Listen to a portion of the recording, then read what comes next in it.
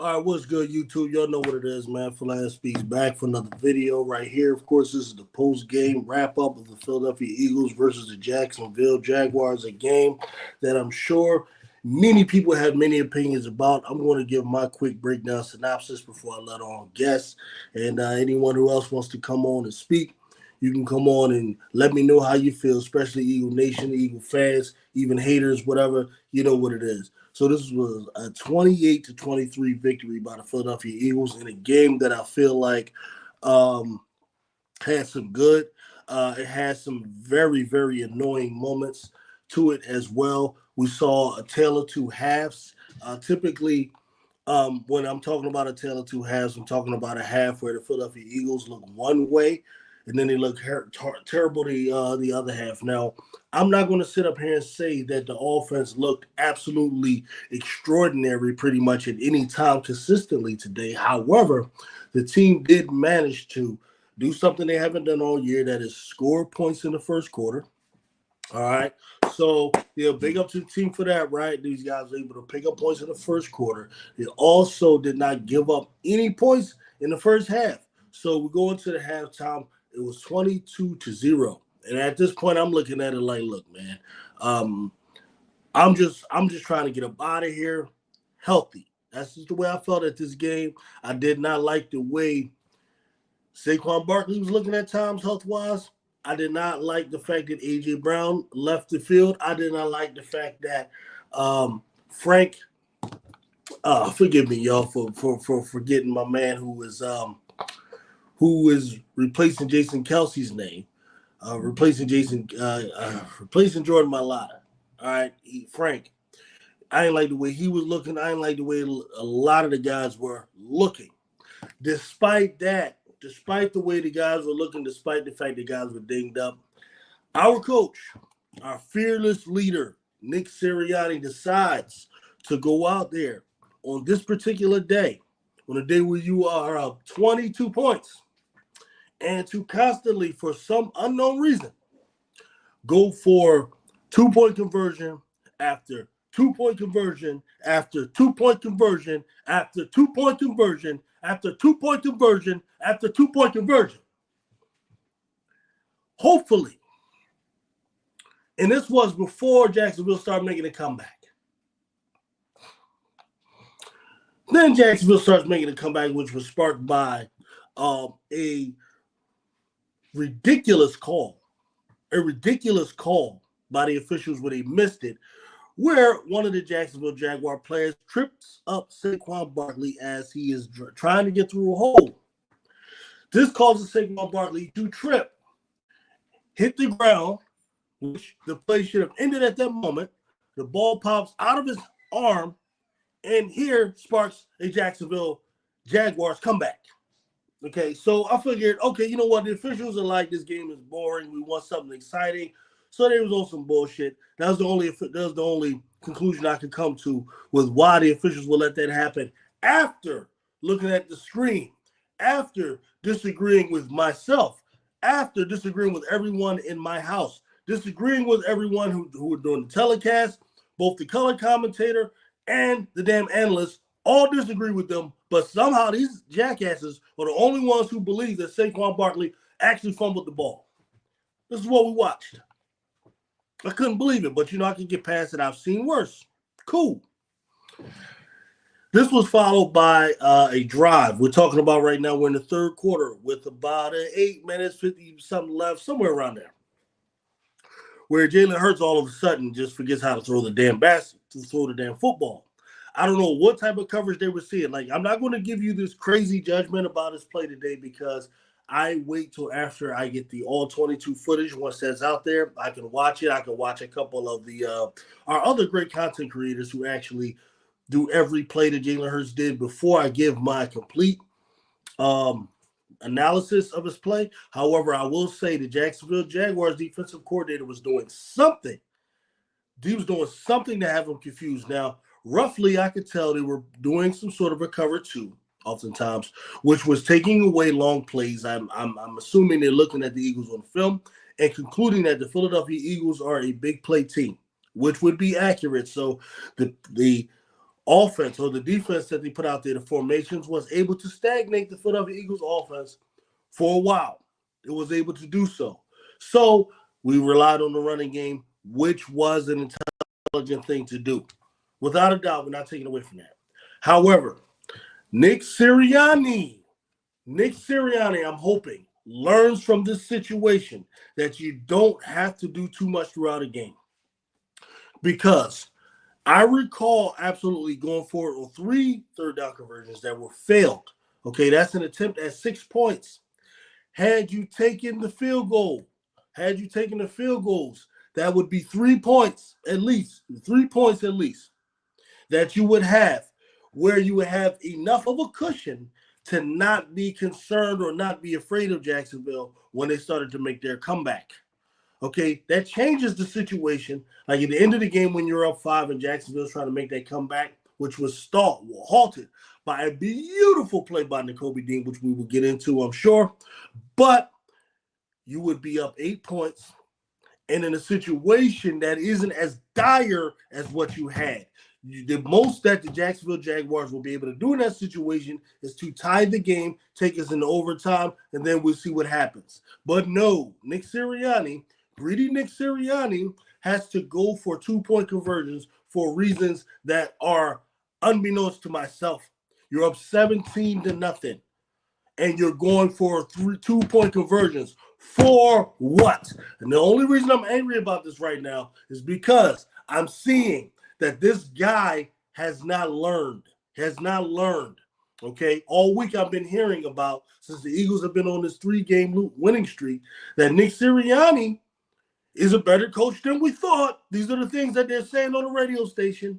All right? These are the things that people are saying all over the place. When the Eagles start winning a couple of games, we start being emotional. We start forgetting, no, this guy still is an idiot. He's an idiot who the team is winning in spite of. These are the facts. Nick Sirianni is personally responsible for the Philadelphia Eagles losing at least 3 points in this game because of his stupidity. We already know he's not calling the offensive plays, so we can't give him credit for that. Okay? The other thing that I'm still seeing not enough under center action. There's still this need, this desire, these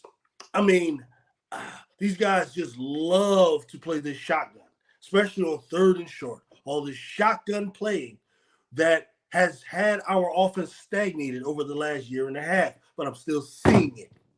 I'm seeing the under center plays that are actually opening up the long passes downfield, that are springing the best Saquon Barkley runs. However, we're still reluctant to go with more under center than with the shotgun. So all of these things are annoying me. They are annoying me, though I'm trying to be patient. As you know, I'm one of the more patient ones on here. But Nick Sirianni and the things that he does are so stupid to me that he's the one that tests my patience. Now, don't get me wrong, y'all. I'm definitely a win is a win guy.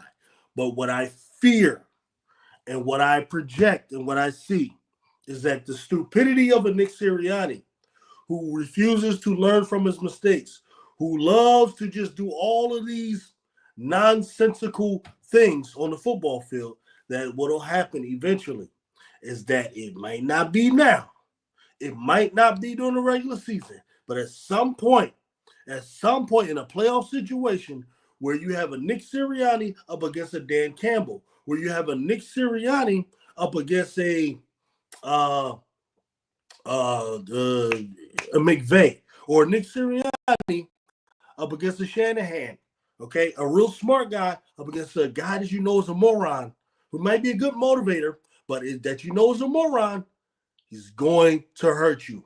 Last time Nick Sirianni hurt us when he went up against Andy Reid, and his ineptitude and his inability to step in and provide the answers that a team needs in those crucial situations led to us losing a game that was extremely winnable. The Philadelphia Eagles to this day and the Nick Sirianni are the only team in a Super Bowl to be up by 10 points at halftime and to lose because they could not get not one singular stop. Now, the one thing that I think is different about this team is that we do have a real defensive coordinator who had me wondering at times. Not that last drive. That last drive was a manifesto, and it was a drive. It was a game plan that would have actually worked against the Atlanta Falcons when we lost that game due to that last drive against Kirk Cousins. Had he played the same way he played during the last drive tonight, we do not lose that Atlanta Falcons game. Kirk Cousins does not drive down that field.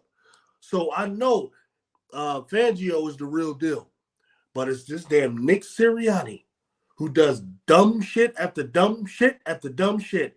Those 2-point conversions I cannot say enough about. Now, I'm going, before I bring the guests on, I gotta give a couple shout outs. Number one, shout out to Saquon Barkley. I wish I had to play to show y'all right now. That damn run that Saquon Barkley did, where he spins on the one guy, backwards, jumped over the dude. I've never seen a backwards hurdle. Never in my life of watching football. Never in my life of watching all the NFL films, power and glory tapes, and things that Steve Sable's put together. Have I ever seen a play like that?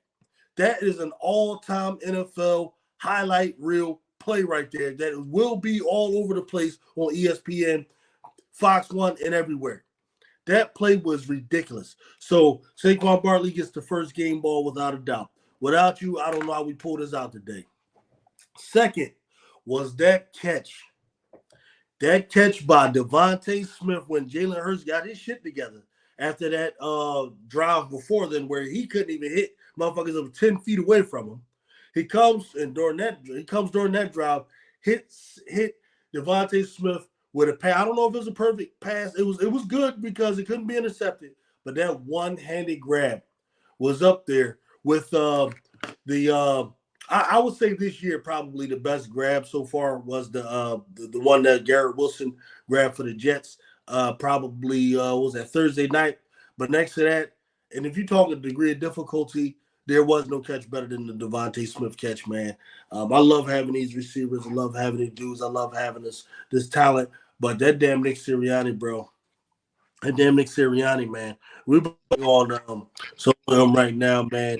I didn't say what I had to say, man. The floor is yours, my brother. Going on. Matter of fact, I got to step off real quick, grab me something to drink. I should have already had that. So go ahead, handle your business. I'll be right back. What's that? You hear me? Yeah. All right. First of all, this is a lot to say in this game. Number one, you want to leave a game like this feeling good, like we did last week, and we was halfway through feeling good until. See, this is what I'm saying, right? Deep down, the defensive coordinator he's a passive guy. I mean, like everything started when the defense allowed the offense to go right down the field and score. That's when everything started. If that would have never happened, everything after that wouldn't have happened. Just play the same game you've been playing all game. I don't understand. And for God's sake, stop putting Devontae Maddox in the game. Every time he come in the game, he do something stupid. Like he's just holding the guy all the way down the field on third and forever. Like it's just.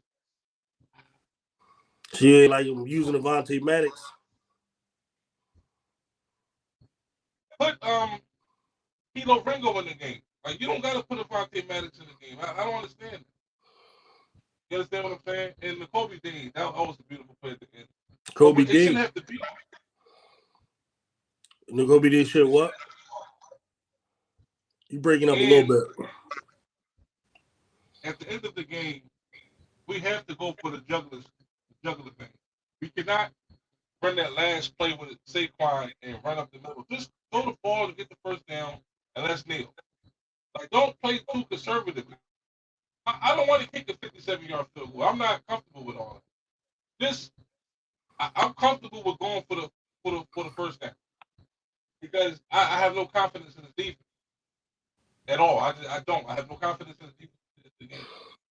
Because at the end of the day, if they're gonna keep putting Devontae Menace in the game, then you want to keep getting destroyed. But that was a hell of a play by the Kobe Dean. But see, I don't want to. I don't. I I think think that I think that last drive with defense I thought was great. The only way they moved the ball was because they called that pass interference. he put Devontae Uh, Menace in the game. The weak link. Stop putting him in the game. That's all I'm saying. But when are they going to learn? He gonna keep burning them. You got better talent out there. You got Kilo Ringo. Stop putting Devontae Menace in the game. But I don't want. I don't want to feel like I feel though. So I'm gonna say, you know what? That was a great game because it was exciting. Your emotions is up and down. So it wasn't boring, but it was a good game. Good game. you But damn sure wasn't boring. we definitely We won't could have push. we could have I played mean, better. Now, oh no, go ahead. Go ahead. if the coach didn't decide to play for the other team, we would have outright won the game by a lot. But the coach just he put us in situations, man, that don't have to be. They said he left 9 points on the field. 9. If we just take those 9 points that was a give me, it wouldn't even have been a game. Just take the 9 points. It's unbelievable. Like Nick I wonder Sirianni. if Jeff Lurie cool with him doing what he's doing. I wonder if they are comfortable with it. Because if they say this is analytics, I'm done with analytics.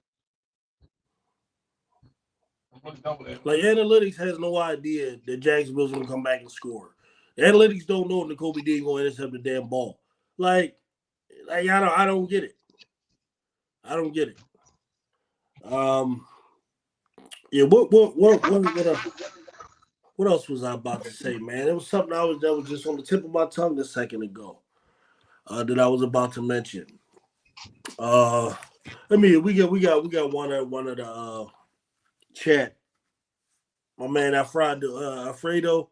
He been following the channel for a while, man. So big up to this brother right here. He says, "Man, this was about to be the Atlanta game all over. I was like, Shady about to go put bad Walth Hall of Fame induction top. Not sure what you meant on that last part, but yeah, I see what you mean about that Atlanta game. That's exactly how I was feeling. I was like, okay, come on now, Fangio. But I saw Fangio switched it up. He ain't used that same strategy they did with Atlanta. Atlanta, I still say he let them do that shit because that was ridiculous. But here he played some defense and we got to stop. You know, um, man, that was crazy. You're right, it was not boring, but it was way too. Uh, it was more than it needed to be for sure. It was way more than it needed to be, and no reason why we had to go through all that to win this game. You up 22-0 at halftime. This game should have ended about. They should have had no more than 10 points, and we should have been up around 34, 35. That was crazy. That was crazy. You go up a lot and you sit your players. Maybe players won't get hurt. But you can't keep them in the game the whole game. Somebody gonna get hurt.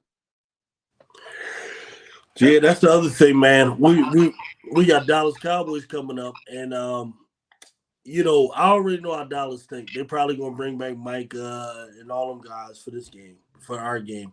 I know it's not anything, and I wonder what's up with AJ. I'm waiting. We're definitely gonna be waiting to see what the deal is with that. It seemed positive that they at least had him at like questionable to come back. Then I guess they decided ain't no point. That's better than just something where it's like he's definitely going to miss time. So um, that's good. Hopefully AJ be back. I don't know. He's a guy we definitely need. The offense is completely different without him. Um, well, our Dallas Goddard will probably be back. That helps for sure. Um, but man, and the Kobe D man, guess we got ourselves a linebacker. All the linebackers balled out today, man. Uh, Yeah, it's more shout outs to go around. Who I don't know All right, what so it is. overall, Jalen Hurts was 18 of 24, No, that's not bad there. That's that's not bad there. 230 yards, two touchdowns, no interceptions. Saquon Barkley's 27 carries, 159 yards and a touchdown, 5.9 yards a carry. That's just ridiculous. Jalen Hurts chipped in another 67 yards running. Uh, 5.2 yard average, a touchdown. Then you got Devontae, 4 catches, 87 yards and a touchdown. AJ Brown chipped in with 2 catches. Saquon also to go along with his. So Saquon basically had about 200 yards altogether from scrimmage. Guy's a beast, man. And but that damn spin and then backwards hurdle. Come on, man. Come on, man. Zach The Bond, Rams who was today, everywhere. man. Zach Bond has 7 tackles, 3 assists, so that's really 10 tackles and an interception. Serious, man. Uh, Kobe Dean, Ran for 200 yards today, man, which is beautiful. yeah, yeah. Kobe Dean. Really, before that, Kobe Dean had 2 tackles. That's crazy. Before that pick. CJ Gardner Johnson, man. I don't know. I don't know what happened with his coverage skills, man. That's crazy. I don't know if he's had too many injuries or something. He's not the same. I don't know what the deal is. His coverage is not what it was. He can't stick people that he to stick with no problem before. Stuff is crazy. Cooper DeJean, another strong game for him. Quinyon Mitchell, you so damn good you don't hear about what's going on. It's a damn shame. He has a lonely life over there. That's what happens when you don't let nobody beat you. You just don't get tested. Um, so yes, that's I guess that's pretty much it, man. I don't know what's going on. Everybody must be over watching Lord Brunson and them, and then freaking Philly 500. Watch him. I ain't gonna say nothing. So we're going in this stream right now, man. And thanks for coming out. Peace.